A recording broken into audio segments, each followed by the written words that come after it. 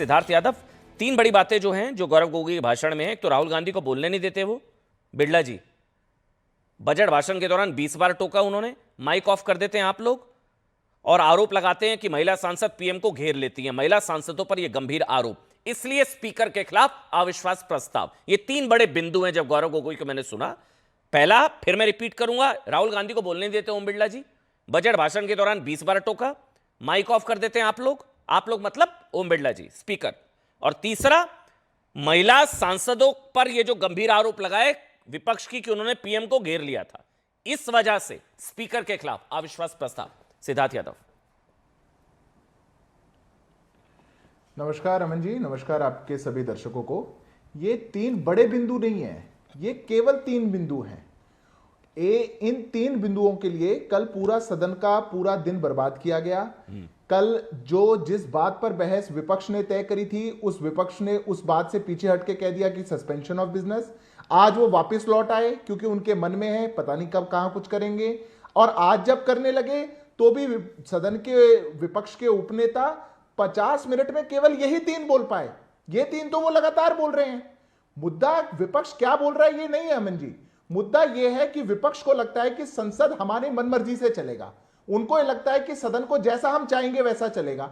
जब हम प्रस्ताव करेंगे तो उस प्रस्ताव पे चर्चा की हां हो जाएगी तो भी हम नहीं चलने देंगे। अगर हम सस्पेंशन ऑफ बिजनेस कह के कहेंगे कि दूसरा जवाब दीजिए, आप उस पर जवाब देने लगेंगे, तब भी हम नहीं सुनेंगे। हम पूरे सदन को हॉस्टेज बना लेंगे और फिर जब आप चर्चा करेंगे तो हम वॉकआउट कर जाएंगे। ये क्या किसी स्वस्थ लोकतांत्रिक सदन के लक्षण हैं? हां या ना? ये पहली बात। नहीं, लेकिन ये भी है ना, विपक्ष आपके हिसाब से भी तो नहीं चलेगा ना। केवल तीन बातों को कहा, विपक्ष सत्ता पक्ष के हिसाब से भी नहीं चलेगा। नहीं, हमारे हिसाब से कहां चला? नहीं अमन जी, हमारे हिसाब से कहां चला? अब देखिए कल क्या हुआ। आपने बिजनेस एडवाइजरी काउंसिल में तय किया, आपने समय तय किया, आपने साइन करा, आपने टाइम एलोकेट किया, वोटिंग होनी थी। देश के स्पीकर पर अविश्वास प्रस्ताव आया है। देश के सदन के कस्टोडियन कह रहे हैं कि जब तक इस पर तय नहीं होगा मैं नहीं आऊंगा। आप उनको उससे दूर रख रहे हैं और सुबह 10 बजे आपको लगा कि आज हम इस पर चर्चा नहीं करेंगे, हम तो सस्पेंशन ऑफ बिजनेस करते हैं, हम गल्फ पर बात करना चाहते हैं। खैर छोड़िए, आपकी मर्जी पर। देश के विदेश मंत्री ने कहा गल्फ पर मैं अपना बयान देता हूं। जब वो बयान देने लगे आप वो भी नहीं सुने। ये मन किसका हुआ? हमारे मन से चला। और आज को छोड़ दीजिए, ये कंटिन्यूड है। इससे पहले पेगासस को लेकर के, रफाल को लेकर के, कोई अप्रकाशित किताब को लेकर के, जब कोई सदन का सत्र शुरू होता है सुनियोजित तरीके से विपक्ष आता है और सदन को नहीं। इंडिया अलायंस, कांग्रेस, ऑपोजिशन थोड़ा कंफ्यूज्ड है, ऐसा है पंकज जी? आपको भी नजर आता है कंफ्यूजन है? कल का कल बहस करेंगे, फिर का नहीं अब तो गल्फ पर करेंगे, फिर आज का चलिए करते हैं, फिर जयशंकर बोलने लगे, फिर हंगामा किया, फिर बहस की। तो बहस में मुद्दा था स्पीकर नो कॉन्फिडेंस, उसको छोड़कर बाकी सब पर बोले।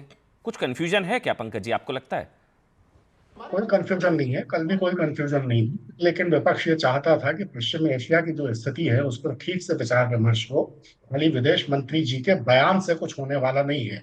हमेशा ये परंपरा रही है कि ऐसे मामलों में पूरी बहस होती है और कम से कम इतना तो होता ही है कि अगर विदेश मंत्री एक बयान दें तो उसके बाद उस बयान पर आधारित सवाल पूछने की इजाजत विपक्ष के सांसदों को दी जाती है।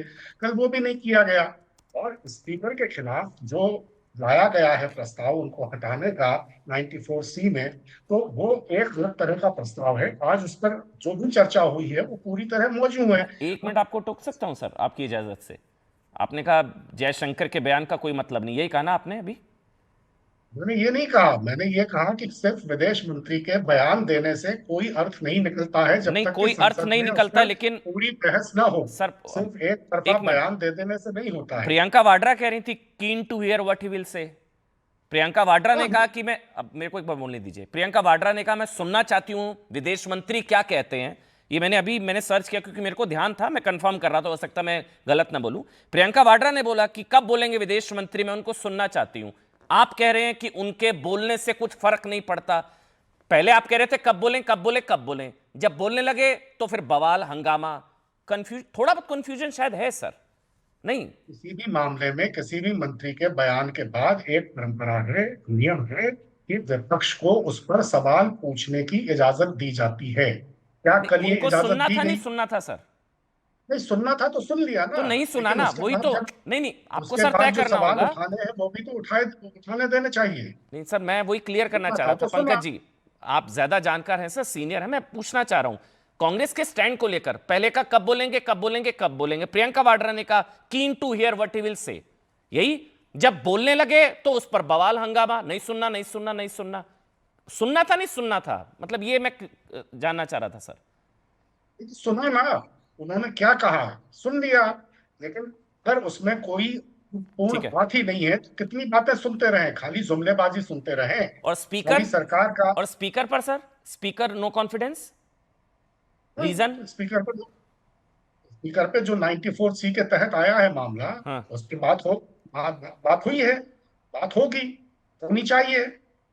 नहीं हो नहीं और रही। सिर्फ ये कहना कि मैं स्पीकर के सर, जब आप स्पीकर गौरव पर गोगोई जब आप बोल रहे थे पंकज जी, आपने भी सुना होगा वो एप्स्टीन फाइल, वो सारे मुद्दे स्पीकर को छोड़कर सारे मुद्दे उठा रहे थे, आपने भी नहीं, सुना नहीं, होगा। स्पीकर के 47 मिनट्स जो वो बोले,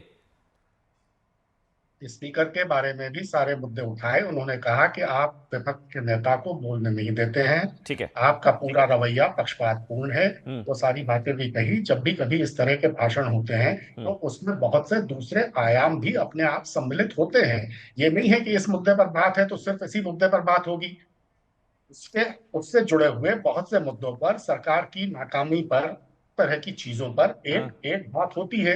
जिस तरह से स्पीकर साहब पूरी तरह सरकार के दिशा निर्देश पर काम कर रहे हैं, विपक्ष की पूरी तरह अवहेलना कर रहे हैं, ठीक है। तो उससे जुड़े तमाम मुद्दों पर बात होगी और हुई है, आगे भी होती रहेगी। हुई है। आनंद रंगनाथन जी, आनंद जी आपको क्या इसमें समझ, क्या अपोजिशन कंफ्यूज्ड है, नहीं है, वो सुनना चाहता है नहीं सुनना चाहता है, या कुछ कंफ्यूजन है, लीडरशिप क्राइसिस है, समझ नहीं आ रहा है कि किसकी बात करें, स्पीकर की बात करें, गल्फ कंट्रीज की बात करें, तेल पर हाहाकार, दुष्प्रचार, क्या कुछ कंफ्यूजन चल रही है, आपको भी लगता है आनंद जी?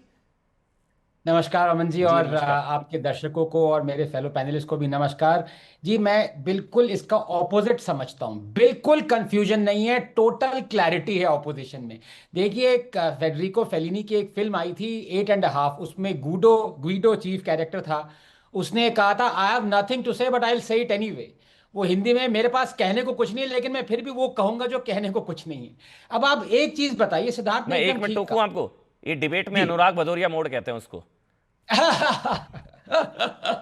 चलिए आप बोलिए बोलिए बोलिए। हाँ ठीक। तो देखिए, कल जब पॉइंट था डिस्कशन का, जिस पे मैंडेट हुआ है कि आप डिस्कस करें, कल वो कह रहे हैं कि भाई हम ये डिस्कस नहीं करेंगे, हम डिस्कस करेंगे गल्फ में जो हो रहा है। वो भी जायज डिस्कशन है। मैं ये, इनफैक्ट मैं कहूंगा कि वो डिस्कशन ज्यादा एमिनेंस रखता है, प्रोमिनेंस रखता है, हालांकि कि आप स्पीकर की इंपीचमेंट की वो रखिए।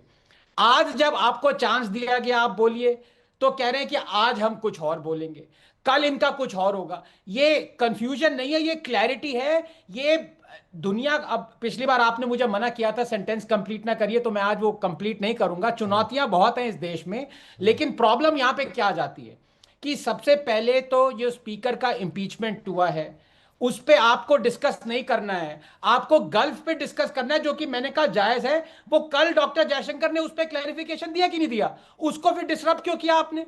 जो वो बता रहे हैं वो सच बता रहे हैं, उसमें क्या झूठ बता रहे हैं जी? बिल्कुल तेल की प्रॉब्लम है, लेकिन ये भी सच है कि तेल पे जो ड्यूटी लगती है वो अमन जी एटलीस्ट 40-45% है, तो गवर्नमेंट कुशन कर सकती है। ये जो भ्रम फैला रही है ऑपोजिशन कि हमारे पास सिर्फ हफ्ते भर का एसपीआर है, हमारे पास ऑयल रिजर्व सिर्फ हफ्ते 10 दिन के हैं, ये झूठ है, ये पैनिक फैला रहे हैं। तो इनको एक तो पैनिक फैलाना है, दूसरा जब इनको चांस दिया जाए कुछ बोलने का वो बोलना नहीं है। अब आप ही बताइए, वो मीम चलती है मैं बोलना नहीं चाहता, करे तो करे क्या, जाए तो जाए कहां, कॉमन पब्लिक क्या करे?